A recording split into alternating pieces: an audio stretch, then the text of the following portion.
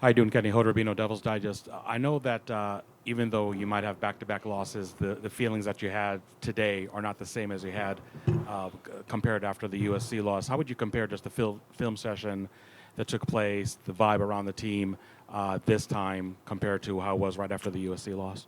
Yeah, I think it was disappointing because I think our guys know we were so close to victory. And what I showed the guys today was when you win most of the statistical categories, but the most important things in football are owning the football and then winning situational football. And you look at third downs, you look at red zone scoring, and you look at the turnovers, and that's the game.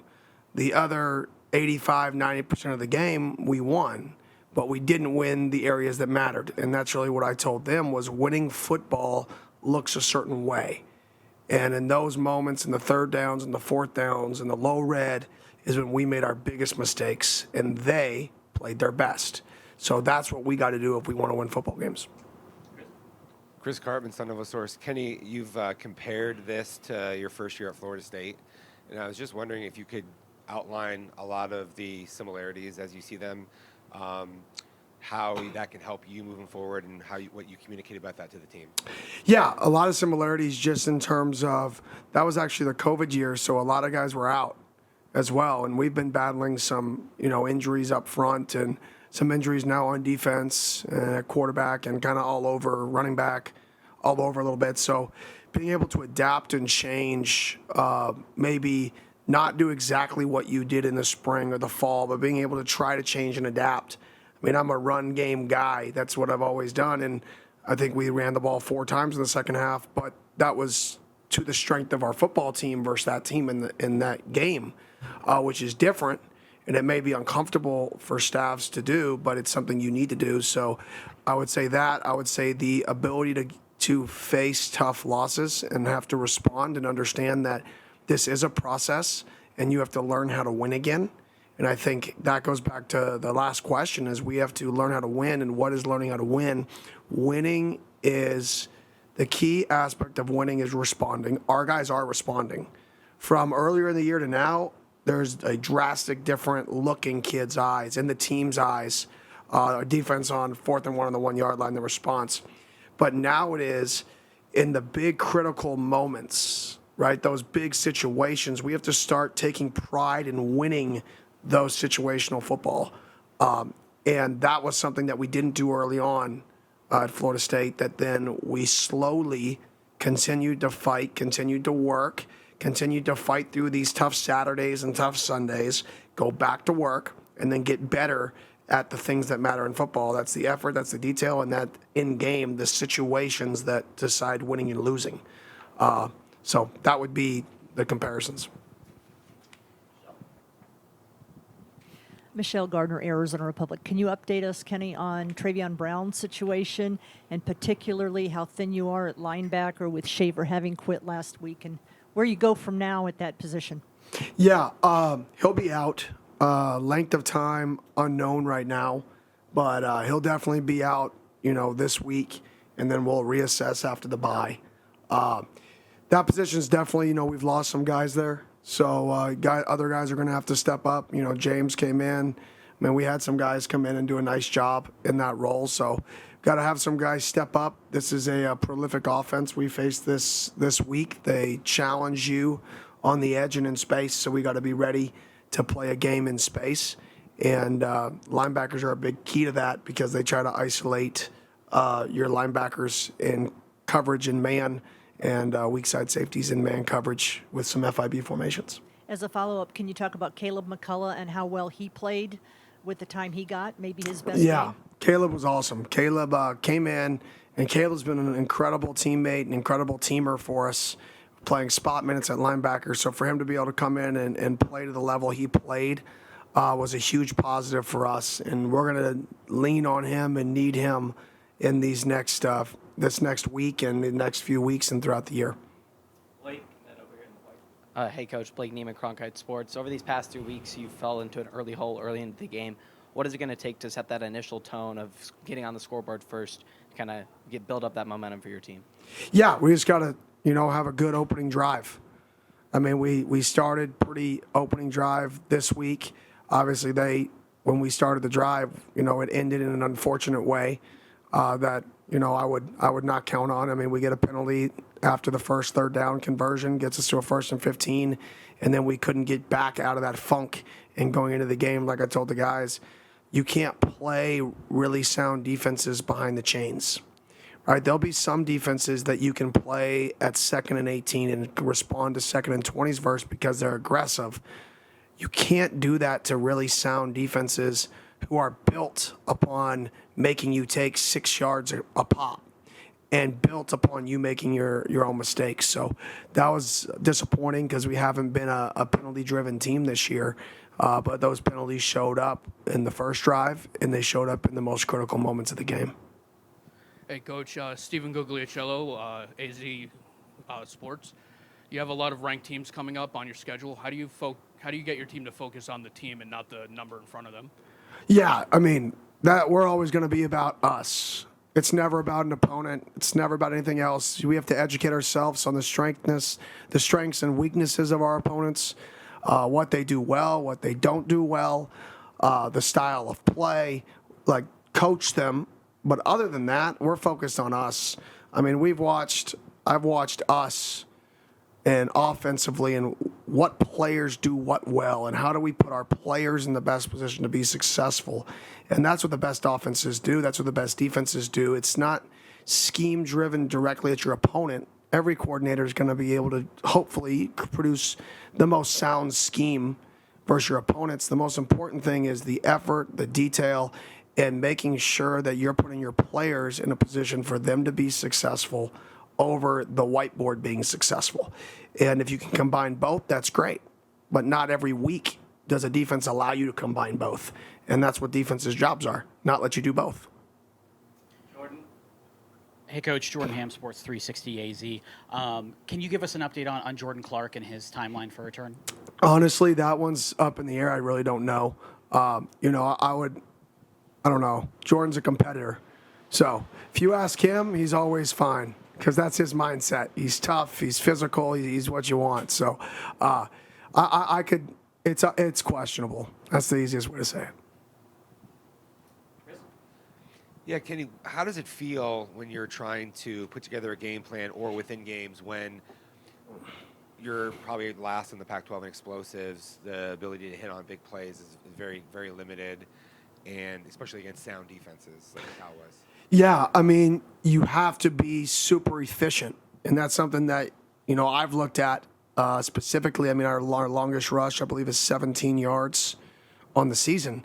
So when you can't run the ball and hit explosive runs like that, when you're a more consistent runner, you try to be consistent in that world, you got to find more explosives. And now luckily our backs have hit some explosive passes to negate that, but we still need to be more explosive, and that's a challenge. So we got to be more creative. I got to be more creative getting our guys in space, trying to be creative with a few tricks and trying to pop an explosive. But we and myself have to be more creative creating those, because in reality, explosive plays, if you look at the win rate for teams with explosive plays and teams that don't have explosive plays, it's one of the number one correlations to winning in the game nowadays, and we're just not having enough explosives. So I got to be more creative offensively, and I got to find ways to create those and get our guys in explosive situations.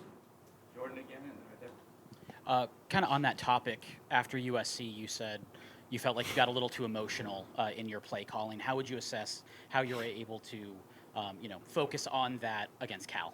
Yeah, I mean, when you face a defense like that, it's kind of a boring game to call, to be honest, because they're going to do what they do. They're going to mix up their calls, and they're going to keep counterpunching. So it's really not as much about the call because they're so sound. You're not going to get them per se. Some games it's like, oh, we got them. We're field blitzing here. We're going to check 4 verticals angle and send a 5-man slide, and the defensive end's going to have the angle route weak. Oh, got them. Right? You're not going to really get them. So you can't have the get them plays, right? The only one we tried to get them on was the throwback to Trenton, which was super close. The defensive end, who's the edge player, sprints and recognizes it. And great play by that kid. If he doesn't recognize it, we have Trenton running down the field by himself trying to create that explosive. But so that game's kind of a boring game to call from that perspective. Obviously, we got to be better in the red zone, and I got to do a better job, designing plays in the red zone so we can still run the ball or get our best guys open. Harris Hicks, Arizona's family. Coach, last week you said, quote, "My wife is my biggest critic." I guess after a game, what's something she said that has stuck with you, whether it's funny, bad, or just honest? I'm not going to answer that question. That's a great question, but I'm not going to answer that question. I would have to lie on my answer, so I'm not going to do that. Coach, from a defensive standpoint, I mean, obviously playing aggressive, I know a few untimely penalties, but just overall your thought of, the defense on how they're matching up and just the intensity that they're able to build off of each game, even with a guy like Jordan being out. Yeah, they're doing a phenomenal job. Defensively, even when they bend, they're doing a really good job in red zone defense, not breaking and limiting points, right? So even when teams have elongated drives, they're still limiting the points. So they're doing a really nice job there. So I've been really pleased with our defense. Coach Ward's phenomenal. Our defensive staff's phenomenal. They are attacking and being aggressive. Still got to create more takeaways. Being through 5 games and 1 takeaway, I would bet we're 132nd or 130th in the country in creating takeaways, and that's an explosive play for defense. So right now, if you look at us, we're not explosive on offense and we're not explosive on defense because both of the explosive categories, offensively, we're turning it over too much, which we didn't as much last game, but we're not creating the explosives. Defense, we're getting sacks, but the most explosive play on defense is turnover, and we're not getting turnovers. So we're making it really hard on ourselves to win games because, once again, the areas of the field that wins games, the situations that win games, which are turnovers, third down, red zone scoring, where offensively we're struggling in some areas, and defensively we're great, except the explosive plays, which is the turnover rate.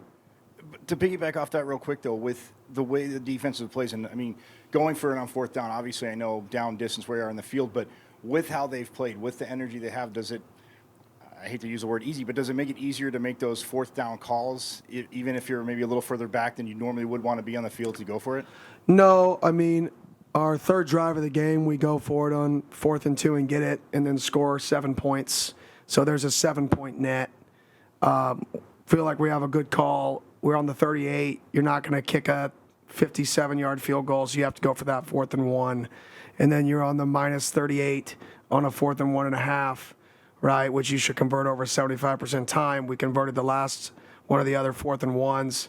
You don't convert it, it sucks. But right now, our punt game in the transitions in the punt game, a 35-yard net punt on average right now is not conducive to the risk of not converting a 4th and 1 or 2. That was an area that we're going to improve on this week is we've got to have better nets, and our special teams have been playing really, really well these last 4 weeks. We're just, other than the net punt battle, is where we're losing.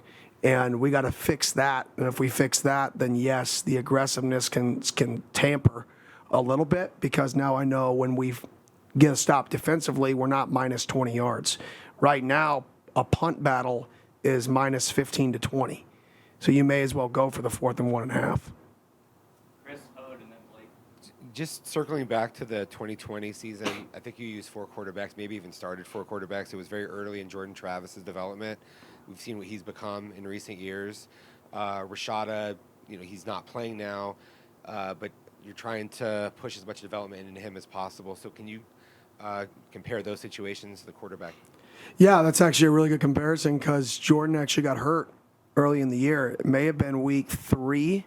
He got hurt week 3 or 4 in the year. So that's a good comparison, similar to Jaden. And then Jordan came back at the end of the year and started to flash again going into the next year. So I see, Jaden is battling to come back, and it's a very similar structure. I think Jaden has all the tools to be elite. He's got a good mindset. He's got the work ethic. Everybody knows he's got the tools. And he's got the care level. He loves this place. He loves football. So I think there is a ton of parallel between those two comparisons. With all the struggles of the offense, maybe it's kind of lost in the mix that Elijah Badger, I think the last 2 weeks, is displaying not only the best he played all season, but maybe even better than he played last season in some respects. Can you put your finger on Elijah's play in the last 2 weeks? Well, what has become different for him that has caused him to play at this level? Yeah, I think he's got a lot of talent, and he's really good with the ball in his hands. So when looking at him, I got to find ways to get the ball in his hands more. You know, I went back and watched games, all of his touches from last year, you know, similar to what I did with Jalen, and trying to figure out, okay, how can I get these guys that were here last year? What are their strengths? What are their weaknesses? I feel like I know now being here 5 games, but let me look back. And getting the ball in his hands is the key. If you look at his success, a lot of it comes post-catch. So even on the kick return game. So I think getting the ball in his hands moving forward is going to be a huge priority for us in different ways, shapes, or forms. And then trying to keep him on the field when he's fresh and not making him play, you know, if he's not fresh is going to help him. So on that note, I mean, you still like him a kick return, especially, you know, with what he did last Saturday. As long as you want to keep him fresh, I mean, you still keep him as a primary kick return. No question, no question. I believe we're top 10 or 15 kick. I'm not big into that stats. I never check them, but 10 or 15 kick return team in the country right now. So that's something we got to continue to build on. Coach, just focusing on this week's opponent in Colorado, everywhere they've gone, they've pretty much kind of created some attention on themselves and kind of worked their way into other teams getting in their head. How do you guys focus on yourselves and not eliminate any unnecessary distractions this week? Yeah, the same thing I say every week. I'm focused on our football team, and that's always going to be the answer. We're going to we showed back up today, and we're going back to work. We're finding out what we can get better at.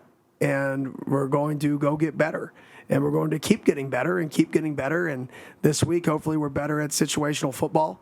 And hopefully we get some takeaways, win the turnover battle for the first time all year, which we haven't done yet, and go win a football game. Stephen and Jordan.